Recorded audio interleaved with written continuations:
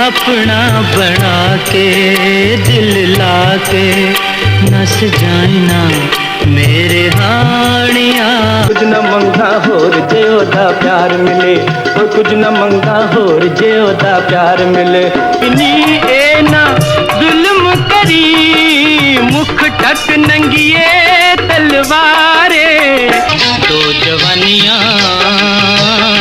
مل کے تے جگ دا روپ سنوار دیاں صدقے میں جاواں انہاں چوں جنہاں دیاں باقیاں ٹوراں ساڈے نال گسے رہندے۔ پاکستانی فلمی صنعت میں کچھ اداکار ایسے بھی گزرے ہیں جنہوں نے اردو اور پنجابی دونوں زبانوں کی فلموں میں شاندار کام کیا، اور ان اداکاراؤں میں سدھیر اور اعجاز کا نام سر فہرست ہے، لیکن ایک اور نام بھی ہے اور وہ ہے حبیب۔ حبیب کا اصلی نام حبیب الرحمان تھا۔ انہوں نے سینکڑوں فلموں میں کام کیا۔ ان کی سب سے پہلی فلم لخت جگر تھی جو 1956 میں ریلیز ہوئی۔ اس کے بعد انہوں نے ہدایت کار لقمان کی فلموں میں کام کیا۔ لقمان بڑے تجربہ کار اور ذہین ہدایت کار تھے۔ انہوں نے حبیب سے ان کی صلاحیتوں کے مطابق کام لیا۔ 1958 میں آدمی ریلیز ہوئی جسے حبیب کی بہترین فلم کہا جاتا ہے۔ پھر مسعود پرویز کی فلم زہر عشق میں انہوں نے مسرت نذیر کے ساتھ کام کیا۔ یہ بھی ان کی بہترین فلموں میں سے ایک ہے۔ دیوداس کو خواجہ سرفراز نے ڈائریکٹ کیا اور اس میں انہوں نے شمیم آرا کے ساتھ کام کیا۔ دیوداس میں ان کی فطری اداکاری کو دلیپ کمار نے بھی بہت پسند کیا تھا اور انہیں مبارکباد بھی دی تھی۔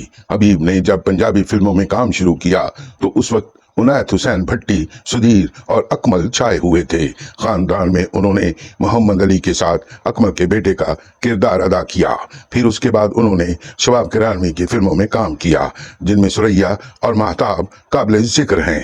تاج محل ایس ٹی زیدی نے بنائی جنہوں نے مغل اعظم میں کے آصف کے اسسٹنٹ کی حیثیت سے کام کیا تھا۔ اس فلم میں حبیب نے شیرازی کا کردار اتنی عمدگی سے نبھایا کہ لوگ اش اش کر اٹھے۔ تاج محل میں محمد علی راگنی اور حبیب کا کام سب سے زیادہ پسند کیا گیا۔ ان کی بے شمار فلموں نے گولڈن جوبلی کی۔ اکمل کی ناگہانی وفات کے بعد وہ پنجابی فلموں کی ضرورت بن گئے اور انہوں نے فردوس، نغمہ اور نیلو کے ساتھ ان گنت فلموں میں ہیرو کا کردار ادا کیا۔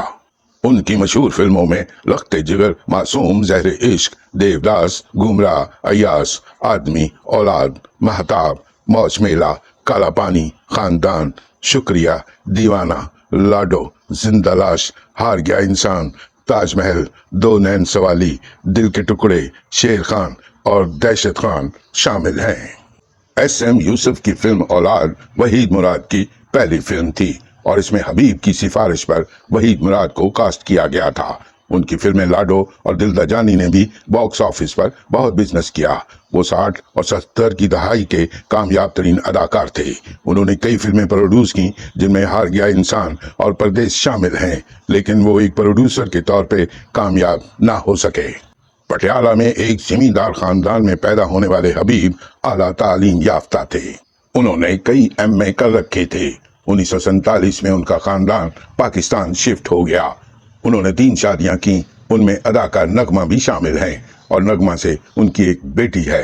اس بات کا تذکرہ ضروری ہے کہ اکمل کے بعد حبیب پنجابی فلموں کے وہ ہیرو تھے جن پر گانا پکچرائز ہوتا تھا اور وہ فلم بینوں کو بہت پسند آتا تھا۔ اکمل کی وفات کے بعد انہوں نے اور اعجاز نے ان گنت پنجابی فلموں میں کام کیا۔ انہوں نے 2 سندھی فلمیں بھی بنائیں جن کے نام تھے باغی اور اللہ بچایو۔ حبیب نے سیاست میں بھی حصہ لیا۔ وہ 1977 میں پی پی کی انتخابی جلسوں سے خطاب کرتے رہے، لیکن بعد میں وہ سیاست سے تائب ہو گئے۔ ان کی ایک اور اہم فلم ایاس بھی تھی جس میں ان کے ساتھ شاہ نواز اور نعیم ہاشمی کی اداکاری کو بھی بہت پسند کیا گیا تھا، لیکن مرکزی کردار حبیب نے ادا کیا تھا۔ حبیب ایک ورسٹائل اداکار تھے۔ انہوں نے ہیرو کا کردار بھی ادا کیا، پھر مرکزی کردار بھی ادا کیے اور بعد میں کریکٹر ایکٹر کے طور پر بھی خود کو منوایا۔ انہوں نے ٹی وی ڈراموں میں بھی کام کیا اور اچھوتے کردار ادا کیے۔ اس میں کوئی شک نہیں کہ حبیب نے اپنی فنی زندگی میں بہت کام کیا उन्हें 1958 में आदमी में बेहतरीन अदाकारी पर निगार अवार्ड दिया गया। फिर 1961 में भी सुरैया में आला दर्जे की अदाकारी करने पर एक बार फिर निगार अवार्ड से नवाजा गया। 2002 में उन्हें निगार लाइफ टाइम अचीवमेंट अवार्ड दिया गया।